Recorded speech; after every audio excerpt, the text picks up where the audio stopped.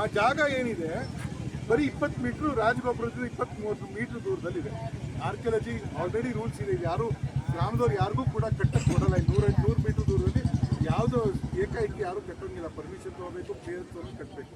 ಇವರು ನಾವು ಪರ್ಮಿಷನ್ ತೊಗೊಂಡಿದ್ದೀವಿ, ನಾವು ಕೇಳ್ತಾನೆ ಇದೀವಿ ಅವತ್ತಿಂದ ಯಾವ ಆರ್ಕಿಯಾಲಜಿ ಕ್ಲಿಯರೆನ್ಸ್ ಇದೆಯಾ, ಸಾಯಿಲ್ ಟೆಸ್ಟಿಂಗ್ ಆಗಿದೆಯಾ, ಲೋಕಲ್ ಬಾಡಿ ಇದು ನಿಮ್ಮ ಜಾಗ ನಿಮ್ಮ ಹೆಸರು ಮಾಡ್ಕೊಂಡಿದ್ದೀರಾ, ಪಾರ್ಕಿಂಗ್ ಮಾಡೋಕ್ಕಾಗ್ತಲ್ಲ, ಜನ ಅಂಗಡಿ ಮಾಡಕ್ಕೆ ಇಡೋಕ್ಕಾಗ್ತಲ್ಲ.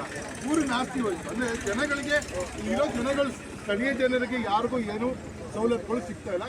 ಸುಮ್ಮನೆ ಬಿಲ್ಡಿಂಗ್ ಮೇಲೆ ಬಿಲ್ಡಿಂಗ್ ಕಟ್ಟೋದು, ಬಿಲ್ಡಿಂಗ್ ಮೇಲೆ ಬಿಲ್ಡಿಂಗ್ ಕಟ್ಟೋದು, ಅದಕ್ಕೇನು ಕ್ಲಿಯರೆನ್ಸಸ್ ಇರಲ್ಲ. ಮತ್ತು ಇದು ಆರ್ಕಿಯಾಲಜಿಕಲಿ ಪ್ರೊಟೆಕ್ಟೆಡ್ ಸೈಟು, ಹೆರಿಟೇಜ್ ಸೈಟು. ಇದು ಯಾವ ಕ್ಲಿಯರೆನ್ಸಸ್ ಇವರು ಇಲ್ಲಿ ತನಕ ತಗೊಂಡು ಯಾರಿಗೂ ತೋರಿಸಿರುವಂಥದ್ದಿಲ್ಲ.